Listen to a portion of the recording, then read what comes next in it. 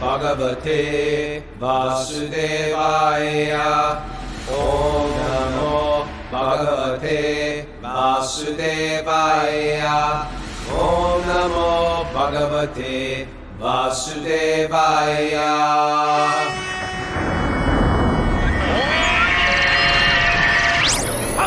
Live from Super Soul Farm, this is Wisdom of the Sages, your daily yoga podcast with your host, Raghunath, and co-host and senior educator at the Bhakti Center, Kaustubha. Welcome to our show. We have a special guest today, Jahnavi Harrison.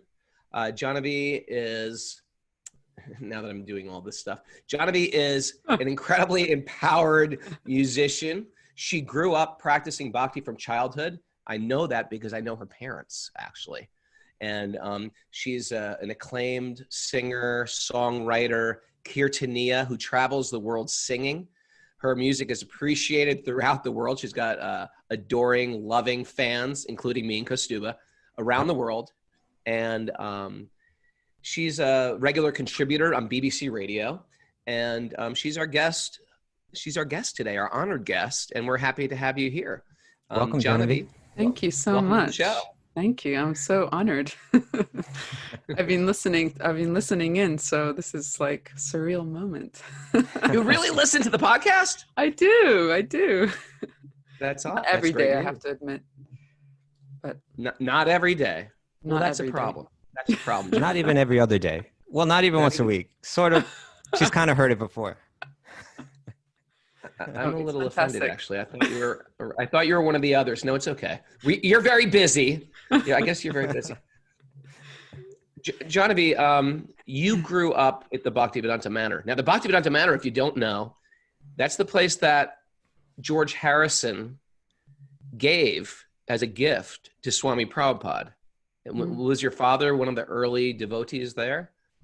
he was one of the early, not the first ones, but he came, I believe, in about 1974. So yeah, it was the early times. It was very, very simple living there. It was a huge mansion house, but they had no electricity, no heating. He gave him a house, but he said, "Okay, you guys got to pay for the electricity." The devotees were like, "Oh, come on!" Yeah. He told me they got this book of carpet samples. Like they give you the little square, so they gave out carpet sample to everyone. So in the morning worship, they would each stand on a carpet square so that they didn't get cold feet because it was freezing cold. I think we can all explain our freezing cold temple stories that we probably anyone who lived in a temple has a story. Kaustubha, you remember the Philadelphia temple? It was just run out of heat and no one had any money. And there was days, Paramananda can remember this too, where we actually went down to the morning, after taking cold showers, went down to the morning program in sleeping bags. That's how we want to welcome everybody to the show, by the way. If you're listening for the first time, and we want to welcome our Instagram Live people, which we never do it on Instagram Live, but we thought it'd be a good exposure. This is how we used to do it. And matter of fact, a lot of you guys have joined from Instagram Live. We do this class every day. It's called Wisdom of the Sages. It's a class on yoga philosophy and Bhakti yoga as taught from the Vedic scriptures of India. And it's me and Kaustubha, and we're old friends. And we teach from this incredible book, which sort of gives us spiritual direction in our life on a regular basis when things are going good and when things are going peculiar in life. Right now, we're in a peculiar stage of life right now. Mm-hmm. And anyway, if you'd like to join our show on a regular basis, Instagram people, just email Mara. That's this person up here. I'm moving my phone around the screen. This is Mara, our executive producer. You can email her at wisdomofthesages108@gmail.com. wisdomofthesages108@gmail.com. Kaustubha, you want to ask some questions to Jahnavi? Okay, that's what we're meant to do here today, right? Yeah. This is let's. I'm happy to just be an audience member too. No way. So anyway, I just want to say personally, it's a real joy to have you here, Jahnavi, and I really, you're someone that I really admire. For many reasons, and I don't know if we have enough time to go into all of them, but let's just talk about one role you play. and maybe it's like your essential service. You know, there's so many. Bhakti is unique in that no matter what someone can do, there's a way to offer it generally. And your role is certainly as a musician, but I see you even as kind of like you dabble in all the arts. You know, you in music, certainly in the fine arts, and like drawing. I'm sorry. Jack of all trades. Jack of all trades and master of many of them, and dance. So I see you as a person that's just very absorbed in art, in appreciating art, and then in sharing art. It seems to be your calling for sure. And you've been practicing bhakti since you were born. You were born into a family of bhakti yogis, and you were raised in that culture. And so I'm really just interested to hear from you. How do you see, I guess I could phrase it two ways. What do you see your role is as an artist and as a bhakti yogi? And or even more generally, what role do the arts play in bhakti? In other words, it's a type of yoga. We're trying to achieve a certain level of consciousness. It would seem that some yogis, in some paths of yoga, perhaps music or art is not such an important thing, or maybe it's even kind of renounced. Whereas in bhakti yoga, it seems to play such a big role. So I was wondering, what role do the arts play in the practice of bhakti? There's so many aspects to your question. I guess it's a huge topic. Yeah. I don't really feel, I can only speak from my, obviously from my limited experience and understanding. And I definitely don't feel, it's taken me a long time to even call myself an artist, because I just thought, well, I'm not an artist. I'm artistic. I like art, but I wouldn't give myself that title. It seemed to me something very lofty.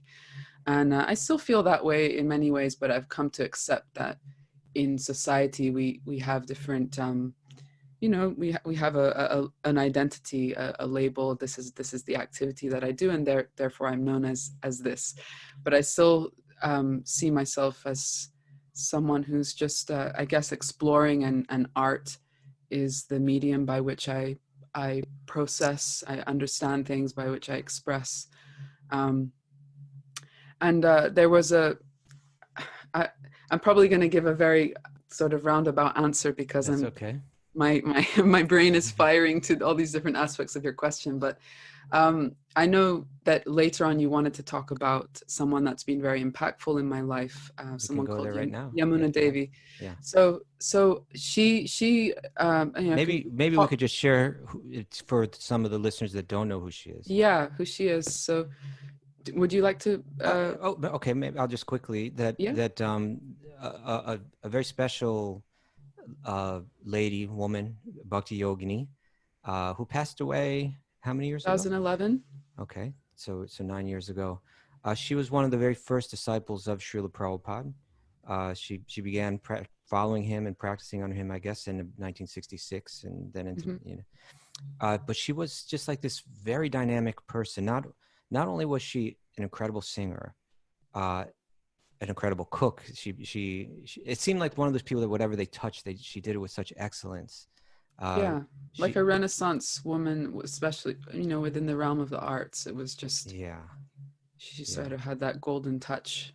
Yeah, and so like she was asked to by her guru to produce a cookbook. That cookbook was just exceptional, and it became like the Cookbook of the Year award for all cookbooks. And she recorded Maha Mantra, and it shot to the top of the charts, with George Harrison. George Harrison said to her, I could make you a star. She's like, I just want to serve my guru.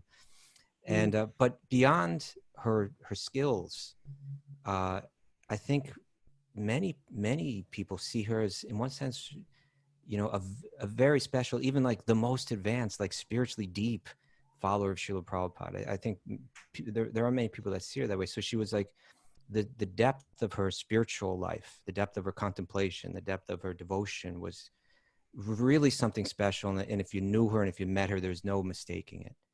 And you spent in your teens, when a lot of even even, you know, even people that were born in Bhakti-yogi families, you know, when they hit those teens, you know, they start to explore all kinds of things. But you began to, you somehow really came under her wing. I don't know if that's the phrase that you'd use, but really sought her association. Yeah. And I think it's, you know, any conversation about art or bhakti, I automatically end up citing experiences and times with her because those times were so impactful, and as a person she impressed me so much. And it was sort of, I had met her as a child. She knew my parents because she lived for a time in England near the Bhaktivedanta Manor. But then she had moved and she lived for many years in a remote valley in the Rocky Mountains in Canada. And so my mom is Canadian, and we just happened to be visiting some family in Vancouver for a bat mitzvah. Okay. And how old were you? I was 17. Okay. And I was just, you know, in that sort of time of, I didn't like go off the rails or anything like that, but I was definitely in a sort of questioning internally, you know, what is this? I wasn't even necessarily an articulated question. It was just a sense that, like, there's something I've got to find my own connection. And so it just happened that we had the opportunity to give, she lived together with a wonderful devotee called Dina Tarine Devi. So she's the one who wrote her biography. They lived together. They had an ashram together for almost 40 years. So we had the opportunity. She needed a ride to get to Vancouver, to this place. It was 4 hours away. So we had an opportunity to just give her a ride and stay there for 24 hours. And we grabbed it because my mom was telling me, you know, you won't regret this. You know, it'll be an amazing opportunity to meet her. So I thought, okay, sure. So we went, and you know, without getting into too much detail, it was a 24-hour experience that really, by the time we were driving away after that 24 hours, I just felt like I want to be like that. That's a person who has something that I want, and it's so compelling to me. And that from that time on, then I sort of sought connection with her, with both of them, really. Kept in touch, you know, by email. I went to stay with them several times, and just to be around them and learn from them. And I knew at the time that I sort of had a sense that I'm sort of too young to appreciate how fortunate I am to have this experience, but I know I'm going to really treasure it in the future. And I think that came to be true. So the reason I brought it up was because I definitely idolized her as an artist. I saw she was, you know, just so multi-talented as a cook, as a musician. She was expert in calligraphy, and she would make stained glass. She would do just like an endless list of things, you know, interior design. So I really was so impressed by her. And I used to initially would ask her questions like what you asked me, like, what do you know, how do you see yourself as an artist in Bhakti? And I remember she gave me this answer. I can't remember the words exactly, but it was very dismissive of the label of an artist. She was sort of like, I don't see myself as an artist.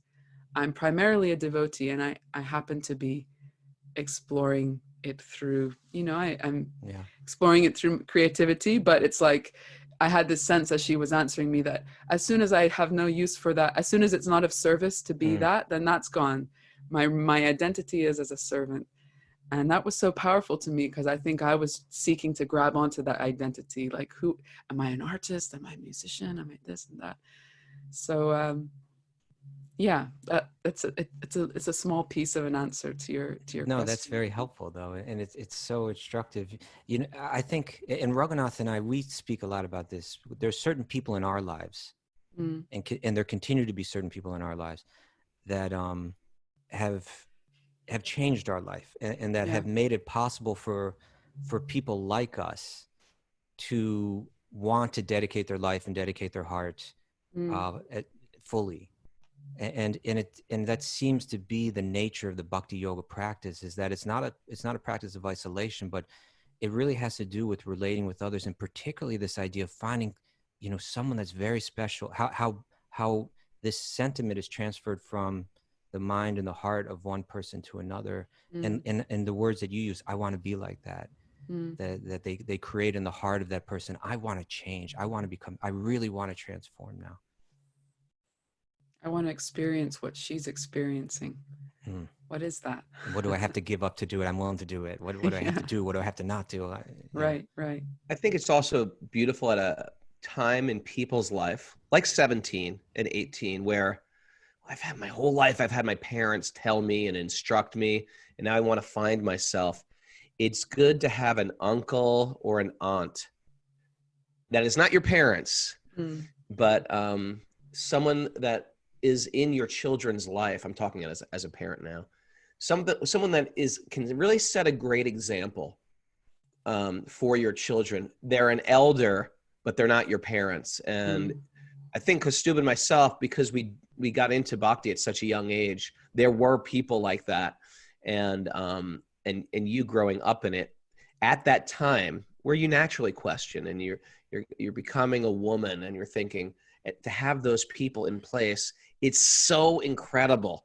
And she was one of these people, and I had the good fortune also to meet her on that farm in Canada when our band went through there, and also we lived with her for 1 month. Our band did, when we recorded our Attaining the Supreme record when we were brahmacharis, and she was influential to us as well. And not even what she said. And I think this is a big thing in bhakti. And this is a big thing in life. It's not what people say, it's how they behave that really impresses us the most, and the way she treated us and spoke to us and sang for us. She did our morning program with us every morning and gave us class every morning. So yeah, what a great, having a person like that, what a powerful influence. It's priceless. Yeah.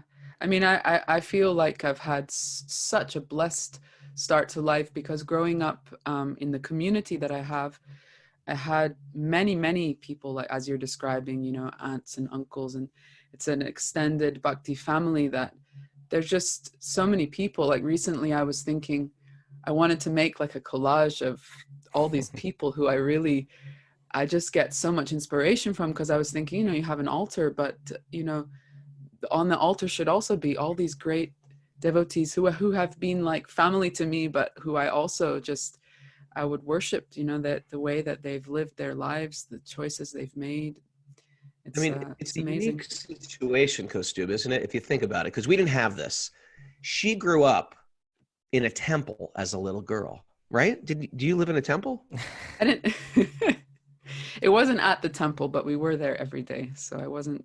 All right, you were like, it's what most people, especially then, you could consider it culty, or you could consider it sort of like the Amish, where it's sort of like you're in an insular community where it's almost like all you know.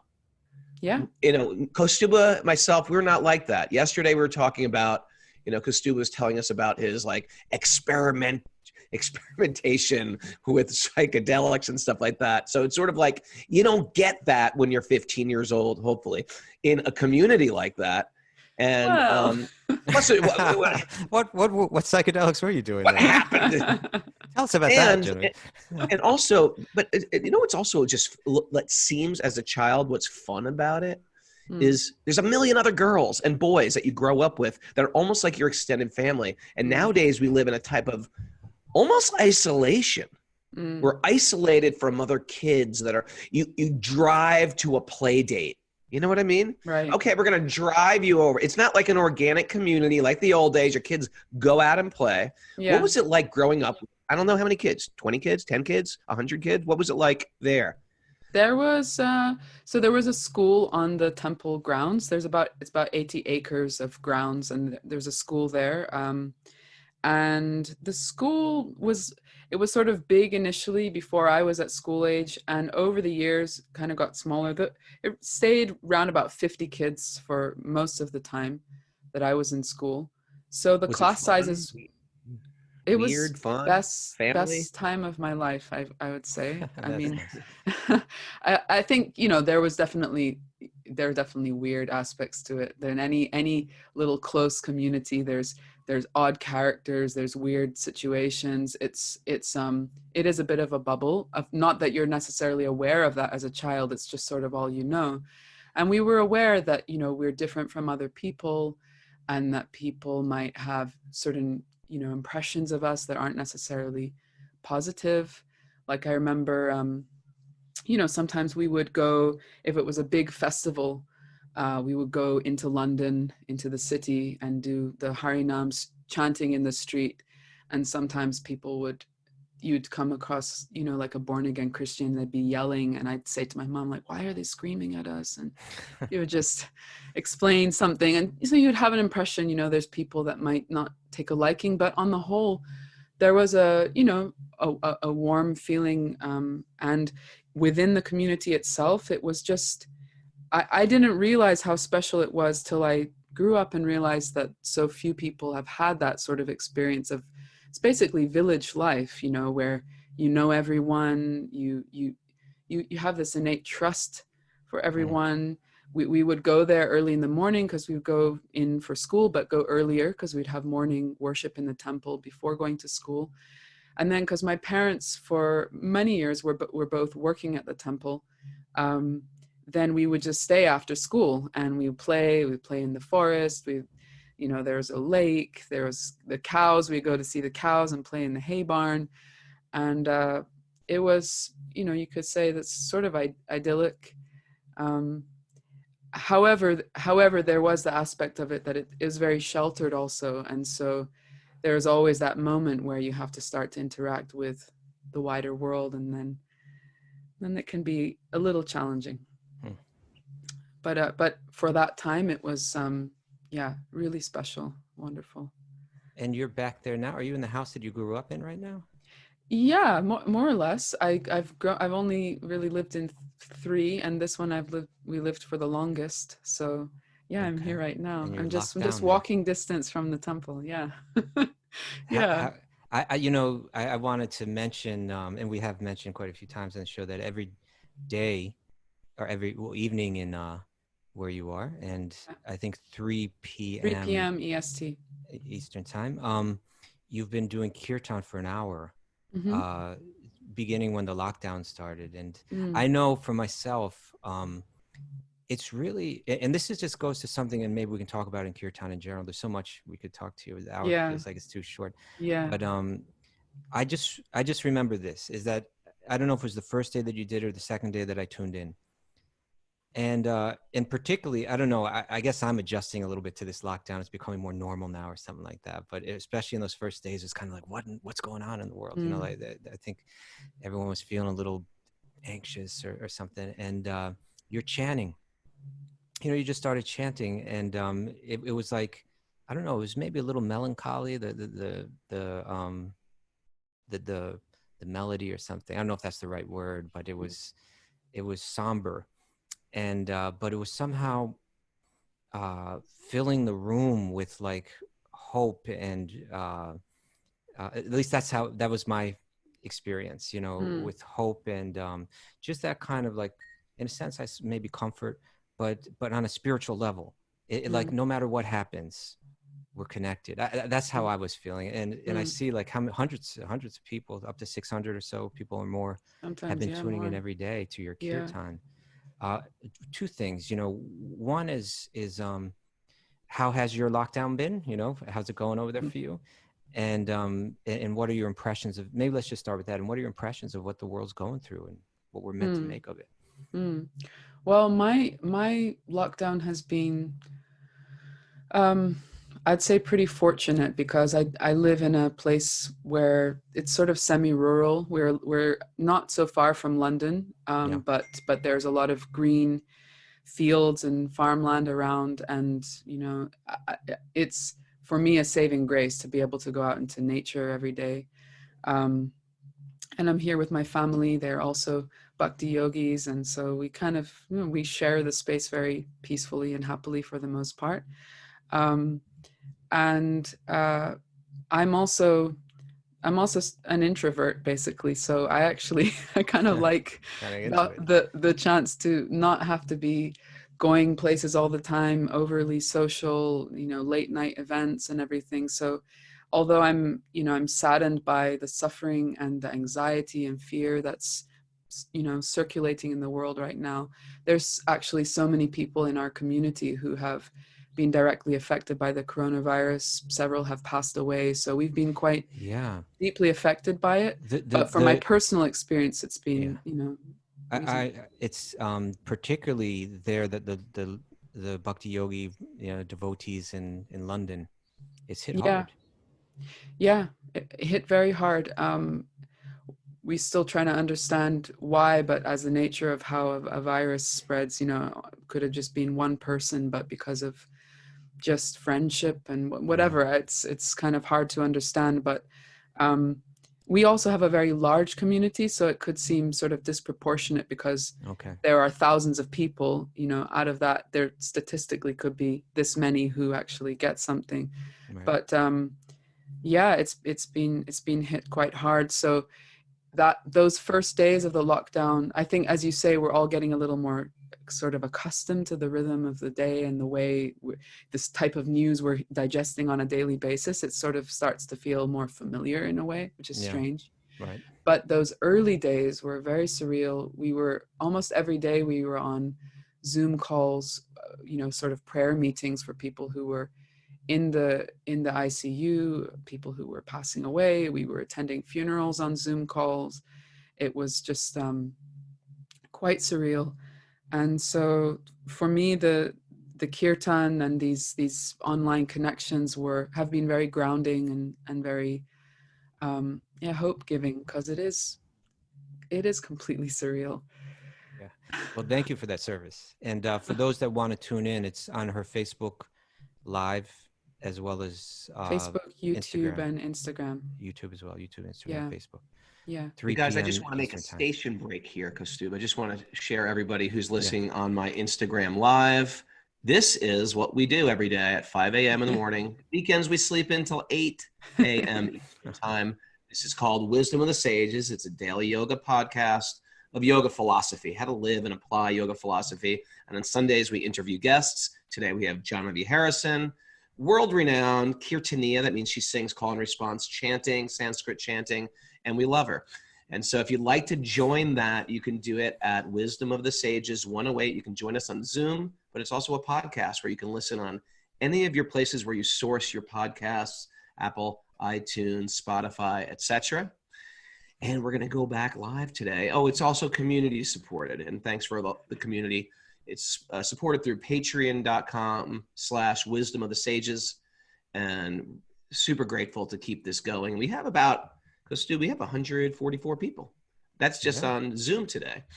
And then we literally get thousands of downloads a day. It's quite exciting for us to wake up to do this. We take it seriously as our service, and we really enjoy it. Back to you guys. That was so professional. Yeah, wow. I was sort of professional. That was NPR right now. I'm working on NPR. Okay. But by the way, Jahnavi, we just had, I'm looking at my Facebook feed. We just had Adrian Eagle. Oh, and, yeah. are you We got to familiar put with these him? two together. Yeah, he just said, in speaking in reference to you, he said legend. He is like he listens every day.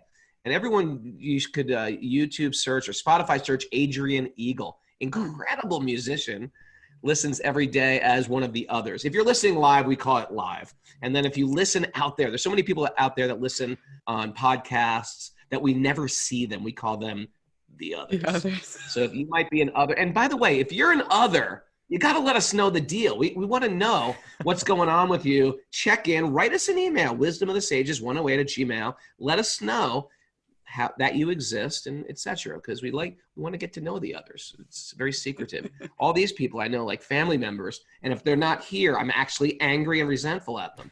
So if you want to be if you want to have resentment directed towards you, sign up for Zoom right now. It's absolutely free. It's wisdomofthesages108@gmail.com. And so yes, Adrian Eagle, glad you're here, brother. Yeah, I was checking out Adrian Eagle's music. It was blowing my mind. That's great. Blow my mind. Mm. Like one of those real talented people. So Jahnavi, now, our show here it's a show that's based around Srimad Bhagavatam. Mm. And so we read the verses every day. We read Srila Prabhupada's commentaries daily. It's a text. It's a unique text that is seen as the culmination of all, in one sense, of all the yogic teachings, and kind of clarifies the devotional aspect is what it all builds towards. Yeah. Now, in the Vedic culture, in this yogic culture, the dance, the music, the architecture, the drama, the poetry, it was all kind of informed by Srimad Bhagavatam, Ramayana, Mahabharata, and so on. Mm. And in our modern day, it's not exactly like that. It's or at least generally art is not like that. Mm.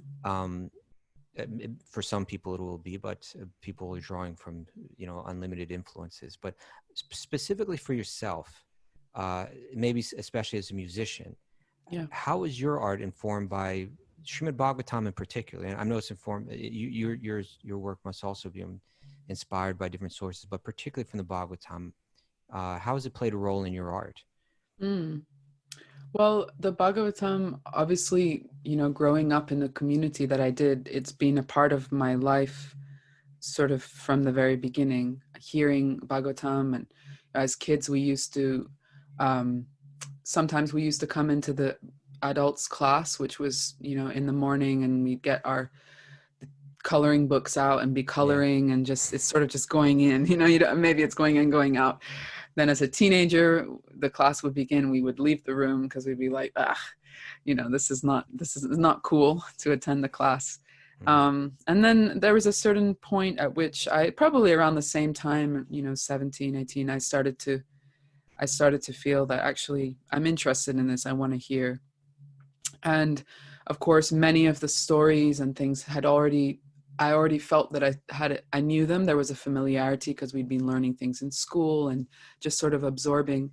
So by the time I was consciously taking an interest, there was a sense of a relationship with the text. And then when I started to actually read it myself, I was like, wow, this is amazing. It's just, it's not necessarily even, it's, for me, my experience is often, it's more of a sort of visceral one, or how I feel. It's like, I feel like I've just been uplifted when I read something, or I've just been cleansed. It's like a very powerful experience. So in other words, you're saying like it's not didactic or like academic. It's not always just learning something from for it. me, yeah. And that may be, my sort of nature. I like to hear wisdom and understand things, but I perhaps I respond more to the kind of the feeling of something. And so yeah, knowing that Srila Prabhupada, who was the deliverer of this text to the Western world, knowing how dear it was to him. And I remember there are various times where I heard, because at a certain age, I also started to get very inspired by just hearing Srila Prabhupada lecturing, because I felt like I just wanted to develop that as a relationship. So I would hear, and I had this random playlist, and at one point it was also mixed in with conversations that he had in his room. And there was one where he was speaking to John Lennon and Yoko Ono, and it's quite a famous one. He said, he was saying that this text is all meant to be sung. The whole thing is songs. And then he starts to demonstrate, and he sings this verse, he just starts to sing this verse, and he goes on and on. He repeats the verse so many times. And I was listening, I was thinking, wow, he's sitting with John Lennon, he's just singing away, and it really left an impression on me, how he said it's meant to be sung. All of this is meant to be sung. And of course the Bhagavad Gita is also a song. So at a certain point, sorry, go ahead. Well, that's just, that point struck me so much, that the way that you just brought it up, because maybe in our lifetimes we will not be capable of fully understanding it as music, the Bhagavatam, as not a dogmatic, dusty old religious doctrine, but that it's a song. And what if we could hear it as music? How that might affect our reception of it?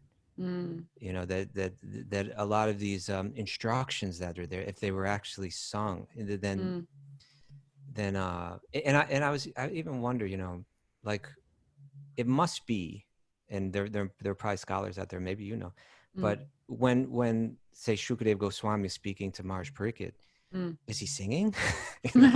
or is it that, and I would imagine it's that the Vyasadeva is composing it as music. I don't know. Yeah, I don't know. I mean, it's very singable, because it is, much of it is, of course, in the Sanskrit is in different meters, which can be sung. And I think also what I realized is that, I mean, as I started to go through and read, and I would find verses that I was like, wow, this verse is really powerful. This verse really speaks to me. And I felt like these are just beautiful little capsules of devotional, power and knowledge, and the sound vibration of them alone, without necessarily understanding, the translation, the sound vibration is so powerful that if you could just make a song out of one verse, and that become, like, so many teachers in our tradition have capitalized on this, way of making something popular, making it sort of an earworm that gets caught, because you want your ear to be caught by things that are going to gradually uplift you. And so much of art and music doesn't necessarily aim for that. And so yeah. Oh, there was another thing. There's so many little things that have happened over the years, I guess, that have sort of nudged me towards things. But I always remember this story my dad told. He had a friend that was in India, and you might have heard this one before. Okay. So the Ganges River, it's a holy river. He meant to, take a bath in it and become cleansed. So he went to the Ganges. He was going to take his bath, but he sort of had a little bit of, macho attitude towards it. He was like, I'm gonna swim over to the other side, and it was a particularly fast flowing section, and he was on his own, so it was obviously unadvisable. So he swam out, and what could go wrong? Yeah, cut to so somewhat predictably, he got swept by the current, and it was a nice day. No one was really around. It was the middle of the day, and he started to drown, and it was in a holy place, Mayapur in Bengal, and he was sort of caught in this experience of drowning, and also thinking, well, I thought that my death was going to be a bit more holy and picturesque than this. Like, I'd be on my bed and surrounded by loved ones. Every devotee has a death dream. Okay, this is how I'm gonna die. Very spiritual death. Everyone's around me, embracing me, singing kirtan, garlanding me. Right. Help! Yeah. So he was going under the water, and he was starting to lose consciousness. I don't know if anyone listening has ever had a near drowning experience, but people say, you come into this sort of peaceful state. It's never happened to me, but these bubbles started coming out of his mouth, and he was just watching the bubbles as they floated up to the surface of the water. And this music started coming into his mind. He was hearing it. So in England, we had, I don't know if do you have fairy liquid in America? Is that a washing up liquid? Washing up liquid. Okay. Yeah. We don't call it washing up liquid here. Okay. Although my wife does sometimes. Okay. It has a whole other language that we don't understand. We speak a different language than you. Well, it's called fairy liquid. So it's green. And so this theme tune for the ad used to be "Mile Green Fairy Liquid." So, and it was a song about the bubbles, So this song came into his head, "Mile Green Fairy Liquid," and so anyway, at the time of death. So the long story short, a boatman actually came past and pulled him out right before he was his final moments. And so when he told this story to my dad, and he was saying, I just realized that these sounds that we hear, the songs, they go in so deep and we don't even realize. And he said, I thought when at my last moment, I was going to think about Krishna. I had mild green fairy liquid going through my head. So I remember my dad told me that story, and it really left an impression. And I was thinking, I have to be conscious about the vibration, the sounds that I let in.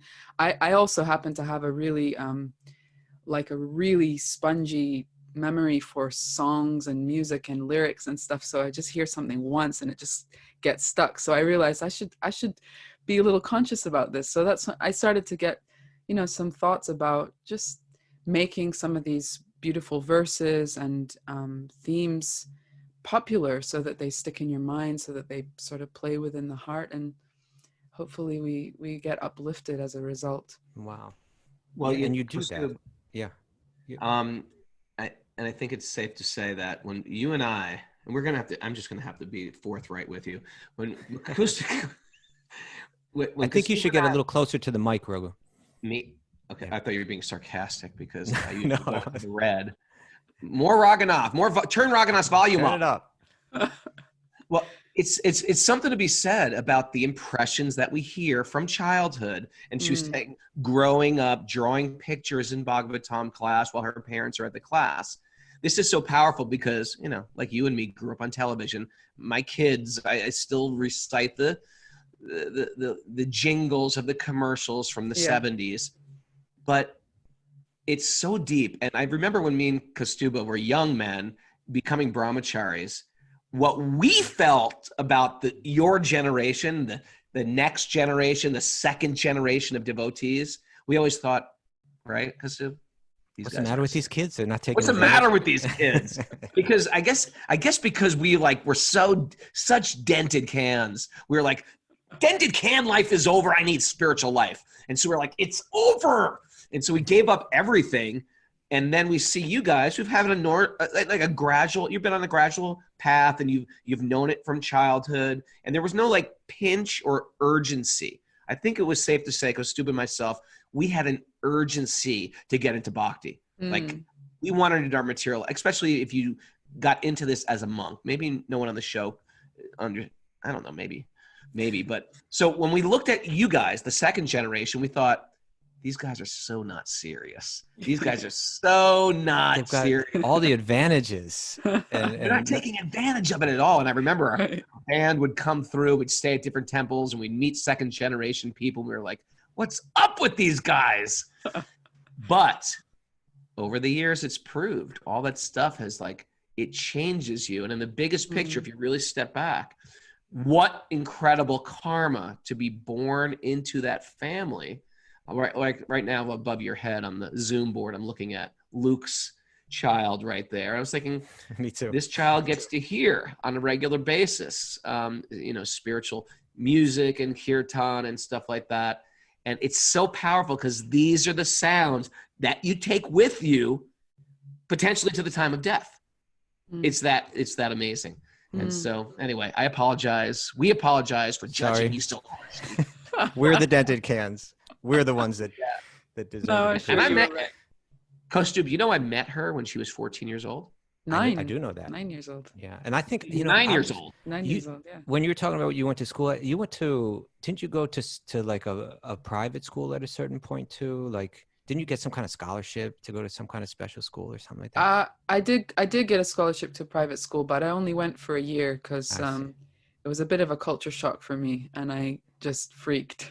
It was I was only 11, and it was my first time really, interacting with people that were not from. Was that around 98 or something like that? That was like 99, sort of 99, 2000. Oh, maybe 2000. I remember I was passing through England at that time. I must have been visiting my guru. And I just remember someone mentioning that, and Kripa Moy's daughter, has gotten a scholarship. She gets the best grades, and now she's got a scholarship to this special school. I remember that. Yeah. We met her on the shelter mantra tour in 1996 or something. And we stopped we did a tour of England. Right. And we stopped at the Manor, and I knew your dad. And Yeah, in the parking lot we met you. I remember really clearly. My dad was like, "These are famous musicians." And I was like, I was really shy. Actually, it was the only. It was the only like rock and roll that the devotee, like the really, like the really controlled devotee kids could listen to, because all right, the parents were like, all right, you can listen to this. Yeah, and you gave me a sticker. It was like a squishy sort of sticker of Ganga Devi. I think it was from your on the crocodile album. Yeah. mantra. Yeah, the Ganga Devi mantra crocodile sticker. That's a rare sticker. Actually, you know what I want to do is I want to compare the music of Raghunath with the music of Jahnavi now.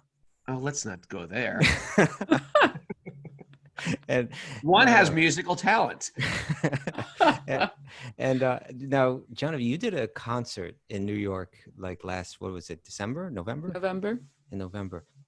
Now, I was front row for that concert. And it was at that beautiful, I always forget what that place is called. Angel Orange Sons, the synagogue, yeah. And you know, it's crazy for me because we were talking about my dented can background, but literally like about 4 doors down was like, when I was a kid, was like this where all the hardcore, it was like the inner core of the hardcore scene of the New York hardcore scene. It was like we'd hang on this basement, like a few, and it was just like I mean, I won't go into the, like the life, but now now I'm going back there like 35 years later, and into that beautiful setting, and the music that you played, it was so moving. I was so impressed. Like of course I've heard your music so many times before, and generally, I'm really I'm mostly moved by live kirtan. But you did live kirtan, but then you also had your own compositions, and you even did a George Harrison cover, and all that. And do you remember what I said to you after it when I spoke to you? You probably I do. remember But your if I don't want to say it. smile.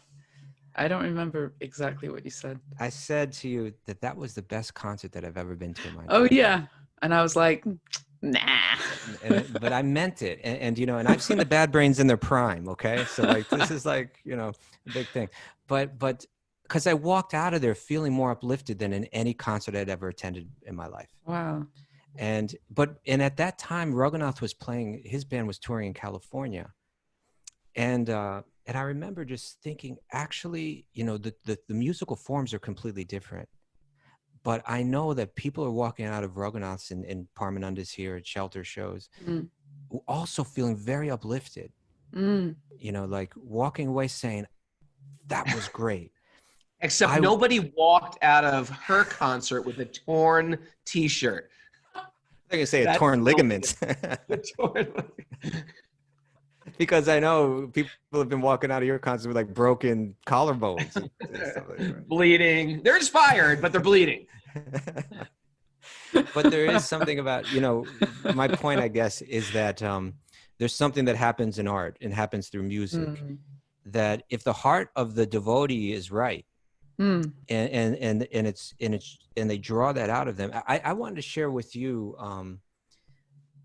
I don't know if I shared this with you before, just in our friendly dealings, but Tolstoy had a definition of art, Leo Tolstoy, and he said it's to evoke in oneself a feeling one has once experienced, and having evoked it in oneself, then by means of the art to transmit that feeling to others, so that they feel the same feeling.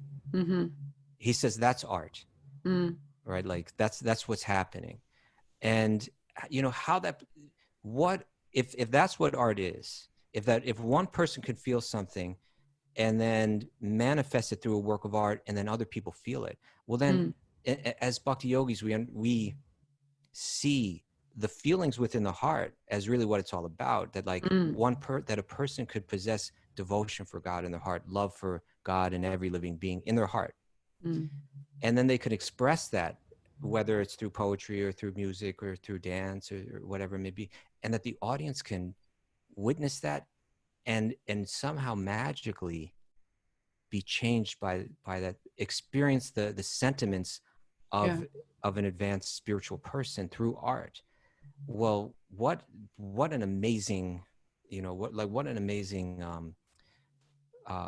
vehicle that is, or to express. And so with that in mind, I was thinking of asking, I'll share one more thing that Tolstoy said. Mm. Is he said that the sincerity of the audience, he said that a real work of art destroys in the consciousness of the receiver the separation between themselves and the artist. Mm. Mm. And he said the sincerity of the artist is what makes that happen. To the extent that the artist is sincere, to the extent that that separation is destroyed, and the influence, he said the word that he would use, that the influence becomes infectious. Wow. Right. So I feel that coming from your music, I feel that coming through Shelter, you know, and in that sense, they're both art. But I was wondering, as a kirtan artist, that response, do you feel that kind of responsibility? Yes. Yeah. Could you speak I about definitely that? do. Yeah, I definitely do, because I understand that the deepest thing that I can explore, that I can experience, at least in my own, in my own exploration, has been bhakti, has been devotion, and the knowledge and the practices, the lifestyle.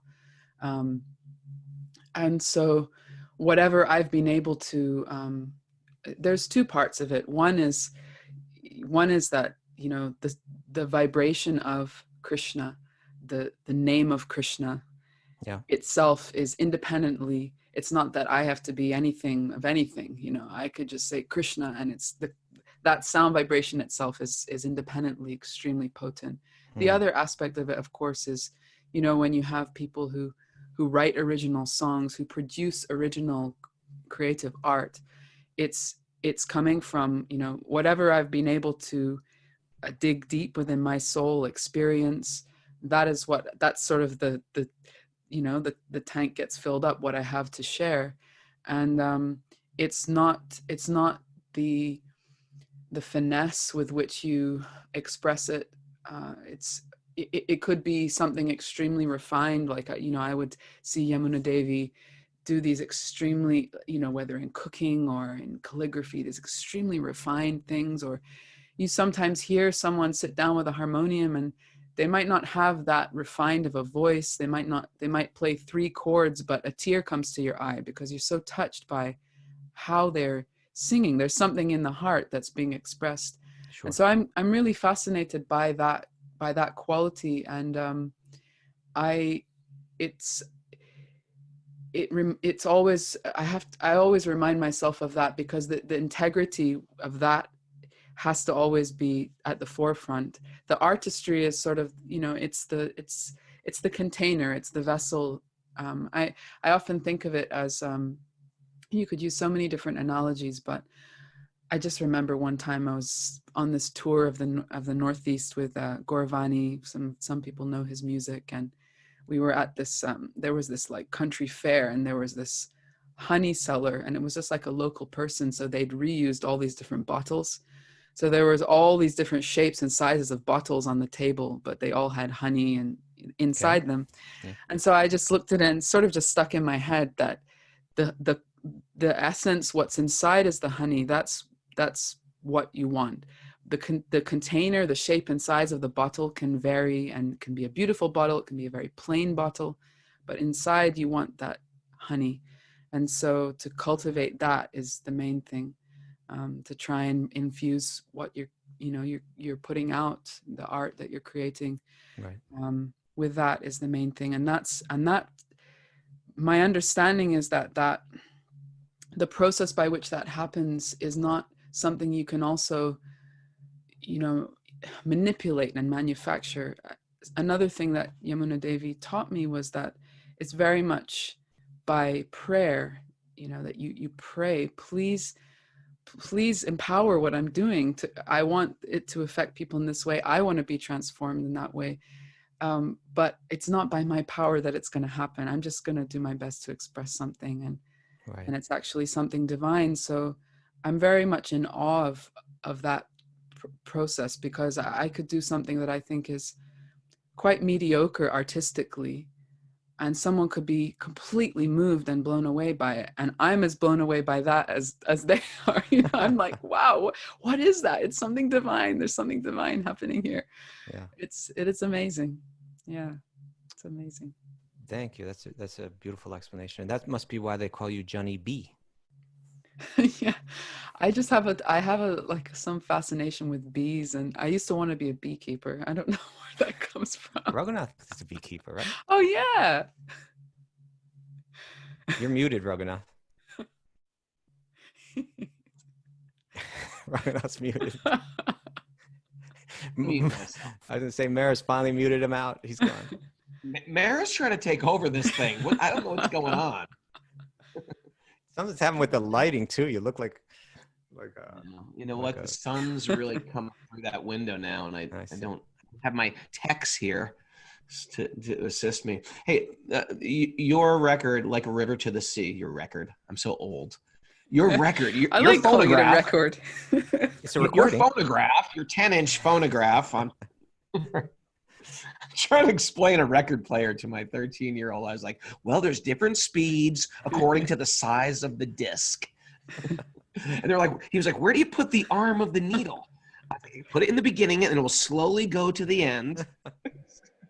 And then it keeps popping off. I go, then you put a quarter on top of it. The quarter will hold the needle down. It's like the science of listening to music as our generation. But your phonograph record called Like a River to the Sea is loved. And I tell you, I was telling Kaustubha yesterday, I sing your songs just walking around my house. And usually it's something like I actually act them out. Like I stop in place and go, my heart flows like a river. Dun, dun, dun, to the. I air drum like drums to it. It's almost like, it's not like a song you sing. It's like you imbibe. It's like a full-on musical. I'm acting it out like an opera or something like that. It has that. Wow. Wow. It is. It's epic. And so my next question: if you don't have that record, download it now, or however you get music. You know, how do they get music now? Stream it from the river to the stream. Download it. They've thought of so many clever ways where the artists just don't make any money. But however you get it, Jahnavi Harrison. And now, are you working on something new? This is what we want to know. We are eager to put beautiful sounds in our ears on a regular basis. I'm sick of listening to all my old mundane music. I want to be enlightened. Can you enlighten me with sound? What are you working on? I am working. I'm working slowly. I think Raghu, you've been nudging me for a couple of years now, maybe more than that. I've been nudging you. Do you remember when I first nudged you? I remember exactly where I was. Yeah, I could never forget. We're in the Sachi, the owners of Montrology. We were in their kitchen. Oh yeah, when you first met me as an adult. Yeah. What's that? As a grown up. First time you first met me. Adult. Yeah. Yeah. And I was saying, you should record a CD. Right now, I'm about to take credit for all your success. Okay, ready? Oh, Raghunath. Go for it. I was like, you guys should record her. She should be on your record label. She's incredible. This woman, and I think I said to you, you got to start recording things. The whole world needs to hear you. So, in case you want to give her some credit, throw some my way for pushing her into the spotlight. No, she I didn't remember that. That must have been like 11 years ago. I might have fabricated it right now, but he takes credit for everything, this guy. You don't mind. Well, I know you've been encouraging me for a long time, and I've been so grateful for that, because I need a lot of encouragement. I've only released one album, and it wasn't something that I ever really set out to do. It was a lot because of just encouragement from others, and finally I was grappling with, should I do this, should I not? And I asked my mom, and my mom is someone whose devotional heart I really trust. She says, and she's just a mom, they have a good intuition. She's got it all. Right. Pure devotee and a mother. Yeah. And she said, yes, absolutely. Definitely you should do it. And I was like, really? And she said, yeah. So I thought, okay, at least I know she'll be pleased if I do it, and that's valuable. But I had to be like pep talked through the whole thing, because I kept thinking, what? I don't even know why I'm doing this. It seems like is it just like a vanity project? Is it this or that? I felt so insecure about it. And I always remember when I came finally with the finished product, I guess it was the final mixes or something. And I asked my mom to listen and put these big headphones on her. And she was just sitting there, and I was just watching her, and she started going like this, and then she was going, and then she started going like this, and tears started coming down her face, and she didn't open her eyes for like half an hour. That's incredible. And that was so, I was so touched by that. I thought, okay, that I achieved the mission. If I touched her heart, then I know that this has some value. But yeah, I have been, I didn't at all know how it would be received, and it's been so I've been so grateful to receive so much encouragement from so many people who say that it helps them and it serves them. And so naturally there's been this question, oh, when are you going to do something else? And I, when I finished that, I was like, I'm never recording anything again. That was really hard. But so I have been working on stuff. I have a lot of material collected, and this lockdown is actually giving me the opportunity to actually work on it. Because I've been traveling a lot for many years, and you must know this, Raghu, that traveling doesn't always lend itself very well to, well, maybe you seem to have been pretty productive regardless. I'm a little bit different. I'm an animal. And you're a civilized human. Hey, everybody, I got to cut out because I got this teacher training to do. Well, we're wrapping it up right now. Hold on a second here. I didn't mean to even cut it feels like off. We just started. Yeah, we got to bring you back, Jahnavi. I want to get you back and singing Bhagavatam verses for us. Oh yeah. Let's do that. Would be great. And maybe you can sing this song. Which song? We have we end with a song. Yeah. Yeah. Mayapuri song. One of our favorite bands, as well as Jahnavi Harrison, Like a River to the Sea. That's the name of the CD. I want everybody to check it out, and we're really honored to have you on the show. Thank you so much. Keep doing what you're doing. Great privilege.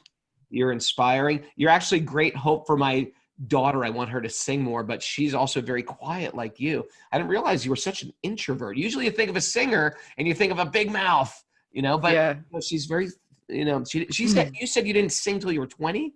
Yeah, 20, like on my own. Yeah. That gives us great hope. Thank you for joining our show. Thanks for everybody listening on Instagram, Apple Podcasts, Spotify, and all those other places.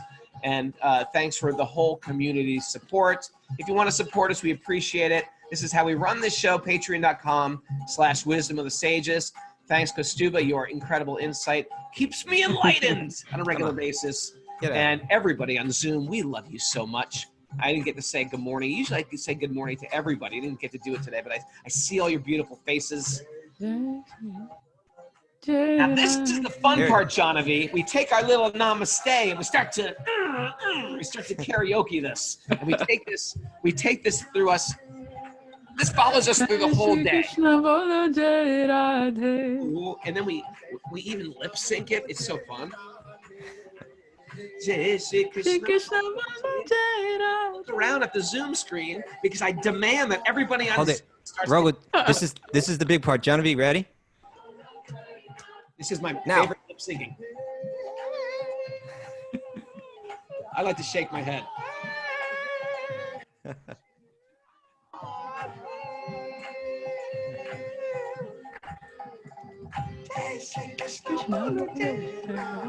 Oh, the big part's coming. That was just a good part to imitate. I gotta go, everybody. Thank you. Love to Jahnavi, love to Raghu, love to the Zoomers, love to the others. Haribo. Haribo. Haribo.